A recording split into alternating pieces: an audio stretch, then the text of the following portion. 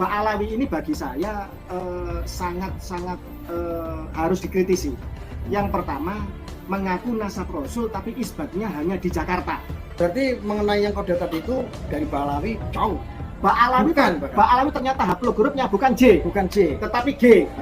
Berarti netizen yang bisa menjawab ya? Netizen yang bisa dengan akal sehat menjawab.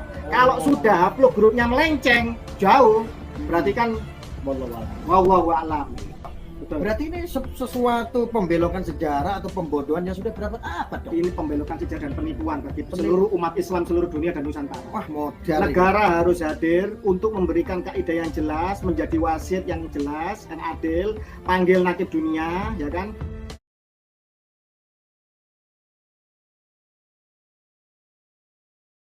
Saya juga mau tanya, Gus. Memang jadi kan keturunan Wali Songo? Iya, boleh. Ada keturunan Wali Songo? Saya tidak berani ngaku-ngaku, cuma yang biaya ngaku itu keluarga besar saya. Jadi saya masih family sama Gus Suat Pleret, sama Kiai Sarif Rahmat Padasuka yang biasa di sebuah TV.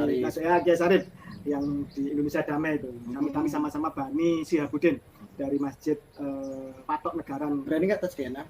Wah. Saat ini ketika saya sudah meletupkan itu kok menjadi ruame santero bicara masalah nasab. Sebetulnya kemarin ada sebuah penelitian yang dituangkan ke publik tentang penelitiannya Kiai Haji Imaduddin. Betul. Tentang nasab dari keluarga Pak Alawi itu seperti apa? No oposisi. Pak Alawi, saya langsung to the point boleh ya? Boleh. Pak Alawi ini bagi saya sangat-sangat harus dikritisi. Yang pertama, mengaku nasab Rasul tapi isbatnya hanya di Jakarta. Rasul di mana lahirnya? Di Timur Tengah. Rasul lahir di Jazirah Arab di Timur Tengah. Keturunannya menyebar di mana pertama-tama? Di seluruh Jazirah Arab atau Timur Tengah. Betul nggak? Iya, betul. Ketika kemudian hijrah ke banyak negeri itu dicatat dan ada kitab-kitab sanad nasab yang bersambung selama berabad-abad. Betul.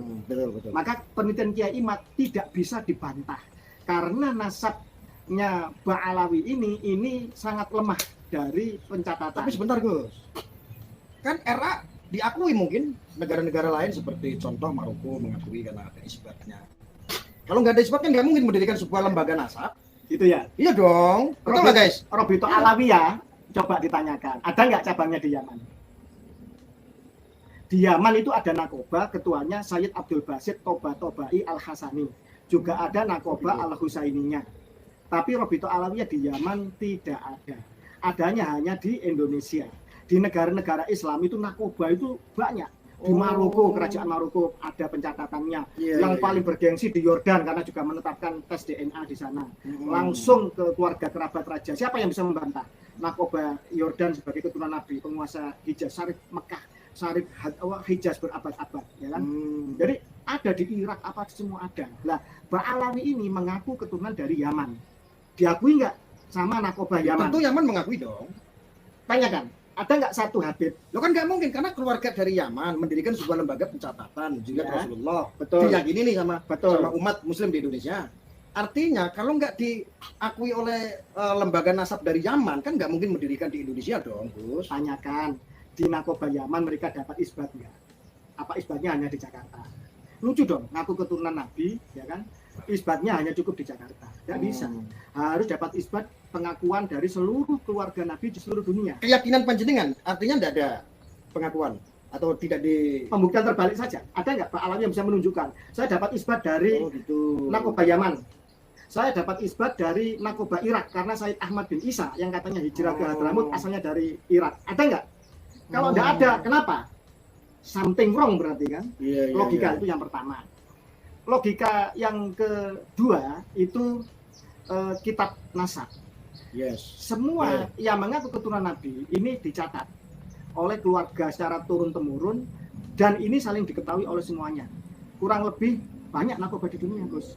100-an lebih nakoba itu ya kan. Ada yang sifatnya lokal, perbani, ada yang internasional itu saling berhubungan.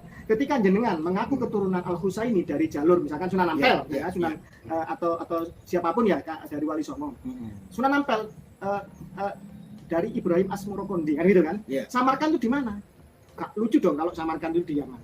Samarkan itu ya di Asia Tengah di Uzbekistan ada nakobahnya. Ketika jenengan ingin melakukan isbat ke sana, nakib Uzbek ini woro-woro, ini ada saudara kita dari Indonesia, senang mereka, bukan langsung dibilang majhul, itu terputus, nggak ada itu. Laki perempuan keturunan dari laki atau perempuan diakui tetap diakui, nggak ada namanya putus itu, karena kita itu juga dari ibu kita. Islam memuliakan perempuan, nggak ada nasab perempuan putus, itu nggak ada. Itu kaidah itu nggak ada, itu kaidah ngarang itu. Artinya nakobah dari luar Indonesia. Iya. Ini belum jelas, belum terkonfirmasi mengakui atau tidak, belum ya? Belum pernah ada ya? Kepada Robito Alawiyah. Pada RA ya. Yang biar R aja yang menjelaskan. Diakui nggak mereka sama nakobah dunia ini, ya kan itu. Lah, insya Allah ini dari Al Husaini Indonesia, insya Allah dari Kesultanan Banten, ya kan. Ada sudah yang terisbat ke melalui jalur Uzbek, jalur Yordan, jalur itu sudah keluar. Ketika satu orang mengajukan isbat nasab ke lembaga nakobah dunia, ini seluruh nakib ini ada rapatnya, ya kan, ada konferensinya, ya kan, dan ditahqiq bersama-sama, nggak gampang, ya kan, nggak bisa. Saya ngaku cucunya Nabi, di stempel sendiri di Jakarta. Kalau nggak ngakui saya cucu Nabi, kamu nggak dapat syafaat Nabi, bener nggak ini? Ngaku terjadi jadi korban. Sering saya jadi korban kayak begitu. Gus, yang asli nggak perlu ngancam-ngancam. Ini kenapa akhir-akhir ini saya melihat ini banyak orang pembuktian masalah tes DNA. Saya melihat dari keluarga Wali Songo. Betul. Itu ada yang tes DNA, bahkan kemarin dari saya lihat di media dari Yai Genggong itu juga ada tes DNA. Tetapi kenapa dari RA sendiri atau dari keluarga Ba'alawi yang mengaku sebagai cucu Nabi, apalagi oknumnya itu yang kemarin ngaku-ngaku ke cucu Nabi sekian, tapi ternyata dia bangun tidur, salah dia, ya kan? Nah, ini dia nggak tes DNA juga. Apa perlu begini, Gus?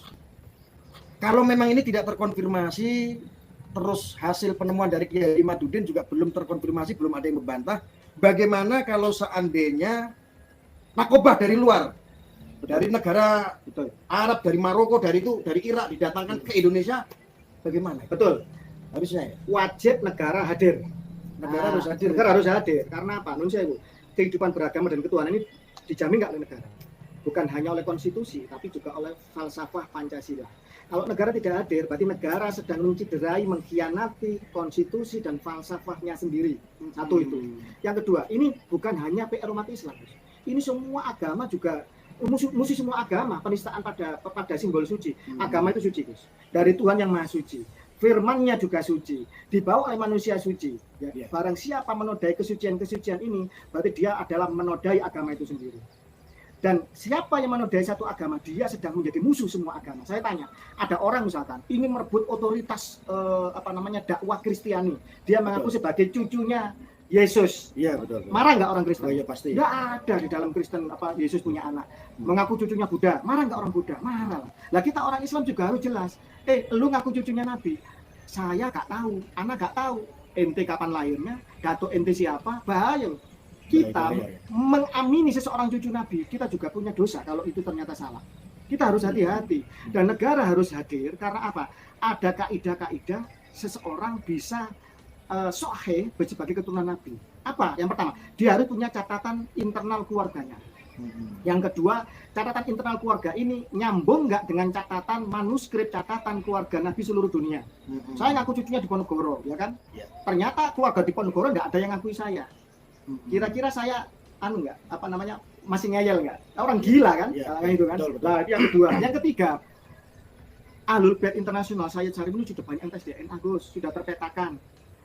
Sangat jahil kalau kita ditantang tes DNA, kita berkelit bongkar makam Rasul, menunjukkan orang nggak berilmu, nggak pendidikan. Iya, betul. Waduh. Kita harus cari darahnya Rasul. Tes DNA itu bisa dari apa saja, dari rambut, dari kulit, dari apa. Gitu kan. Ini analoginya, Gus ya. Ini jenengan seorang yang kaya raya, mulia. Ya. Terus jenengan ini punya 5 orang anak. 5 orang anak jenengan ini punya anak lagi, 5 orang. Bukan 5 istri, bukan? Oh, 5 anak, oke. Amin. 5 orang anak, masing-masing punya 5 orang cucu, ya kan? Berarti berapa? 5 orang dan 20, berarti punya 30 anggota keluarga yang tinggal di sebuah istana jenengan. Ada cucu yang hijrah dicatat, dan ini tercatat di KTP, di KK. Ketika jenengan dan 5 orang anak ini meninggal, 25 cucu ini kumpul. Ayo kita harus, daripada nanti semakin ruwet ke atas, kita bagi harta kakek kita ini untuk warisan, ya kan? Ketika mau pembagian ada 1 orang datang, ujuk-ujuk datang, ngaku saya juga cucunya kakek Arya. Ditanya, dari mana kamu kok ngaku? Saya dari putra kelima dari istri siri yang kawin di pegunungan sana. Ada buktinya? Nggak ada. Catatan internal di kampung kami. Meragukan, Gus ya? Meragukan. Nah, kemudian dibawalah ke hakim. Hakim mesti akan tanya, catatanmu ada? Catatannya sepihak, keluarganya sendiri. Ya kayak Pak Alawi ini, catat sendiri ya kan di internasional masa bodoh kan gitu kan. Kemudian kita tanyanya ke nakib, bukan tanya ke ahli tafsir, ahli fikih. Kalau nasab ya tanya ke nakib ya. Yang bagian pencatat ada petugasnya, dan itu di tiap negara ada gitu. Jangan keliru, kita tanya resep masakan, tanya ke kuli bangunan, keliru ya kan gitu. Nah, nakib dunia bagian nasab ada sendiri. Bukan nakib Jakarta, bukan. Nah, kemudian dari situ akhirnya karena takut dosa, ke-25 orang ini tes DNA. Dari tes DNA ini ada kemiripan dan kedekatan, kekerabatan, sangat dekat. Kan? Karena masih satu darah, satu terah. Yang orang ke-26 ngakuin ternyata melenceng jauh. Nanti saya jelaskan.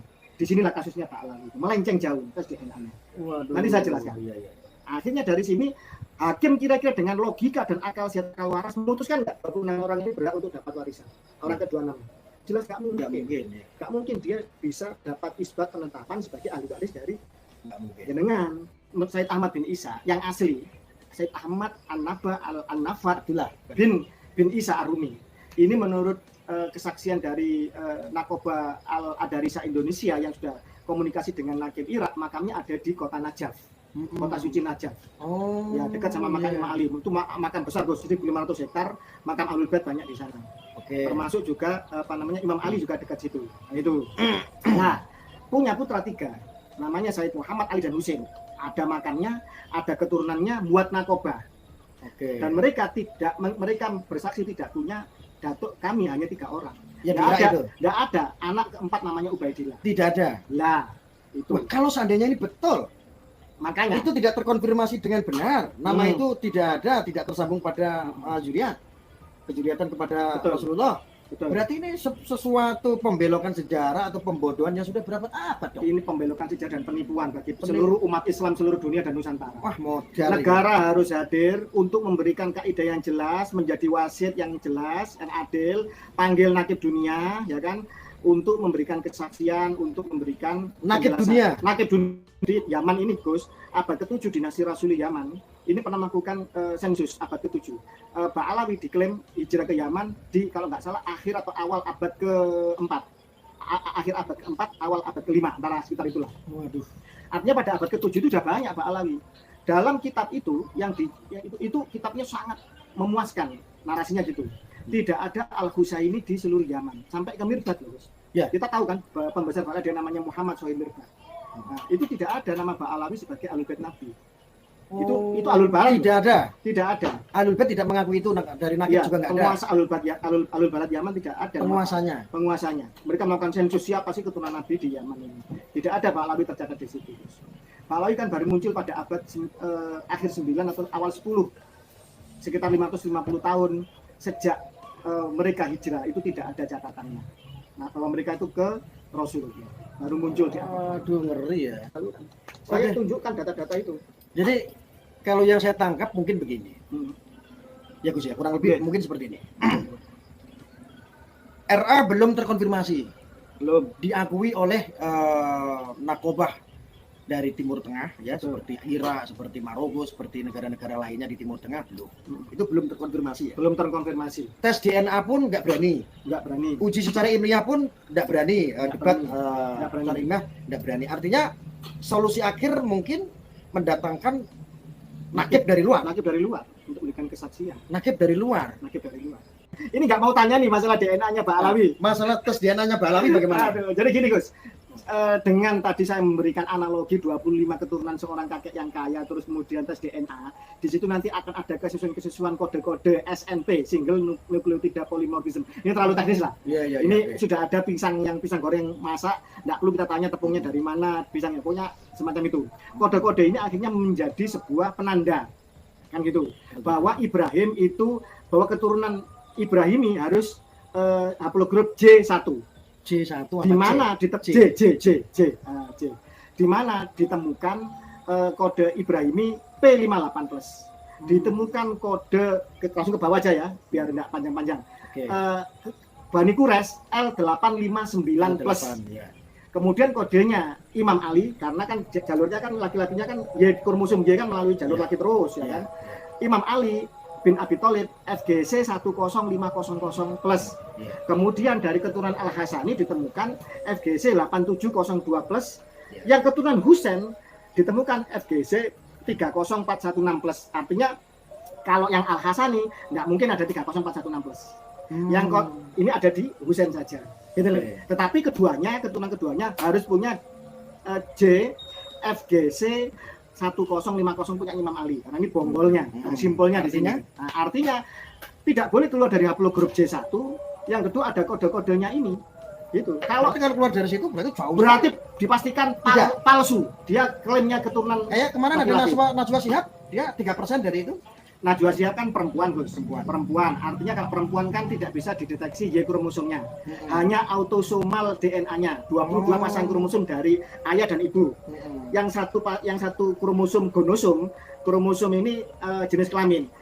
Kalau laki-laki berarti jenengan kan Y-nya dari bapak jenengan, X-nya dari ibu jenengan. Yang diteliti Y-nya ini garis lurus. Kalau Najwa kan berarti kan X sama X, X-nya dari ibu, X-nya dari ayah. Nah, kita jangan bicara Najwa Shihab. Tetapi marga Shihab itu juga ada di family tree DNA, sampelnya ada, Asegaf ada. Berarti mengenai yang kode tadi itu dari Mbak Alawi jauh. Mbak Alawi ternyata haplogrupnya bukan J, tetapi G. Berarti netizen yang bisa menjawab ya? Netizen yang bisa dengan akal sehat menjawab. Kalau sudah haplogrupnya melenceng jauh, berarti kan wallahu a'lam. Terus kemudian mungkin enggak haplogrup G ini keturunan dari J, Mbak Alawi keturunan dari Imam Ali. Pertanyaannya haplogrup G ini kan mutasi dulu, muncul dulu di Kaukasia, Asia Tengah. Di sana dideteksi kan bisa ditarik, diteliti. Mungkin enggak yang mutasinya akhir, jadi datuknya yang mutasinya paling lebih awal. Tidak mungkin. Muncul jenengan dulu, kemudian saya baru belakangan, kemudian saya kemudian jenengan aku keturunan saya. Kan lucu. Sudah nggak masuk akal. Dan perlu dijelaskan lebih lanjut apa? Kode-kodenya Pak Alawi. Atau cukup haplogrup saja? Cukup sampai di situ aja. Baik, terima kasih banyak. Karena ini sudah maghrib. Baik, sebagai penutup aja coba. Sebagai penutup gini, jadi masyarakat Indonesia harus cerdas. Dalam arti bahwa kita memberikan kepercayaan, jangan dengan cek kosong. Harus jelas. Kita percaya kepada kiai kita, gimana sanadnya? Gimana akhlaknya? Kalau dia mengklaim nasab, dari mana nasabnya? Harus jelas ya. Harus jelas. Jangan sampai kita tersesat. Karena sekali kita tersesat, yang dipertaruhkan banyak, bukan ulang-ulang. Di akun nasional, syukur-syukur punya tes DNA yang ternyata bersambung dan ilmiah dengan keluarga besar Al-Bait internasional. Kalau tiga-tiganya nggak ada, hanya catatan internal terus ditempel-tempel sendiri, orang lain dipaksa untuk ngakui. Bos, jangan-jangan orang ini kentut, takut dia ketahuan kentut, dia nuduh orang lain dulu palsu. Wali Songo, lu majul, Wali Songo, lu palsu. Semua orang dituduh palsu.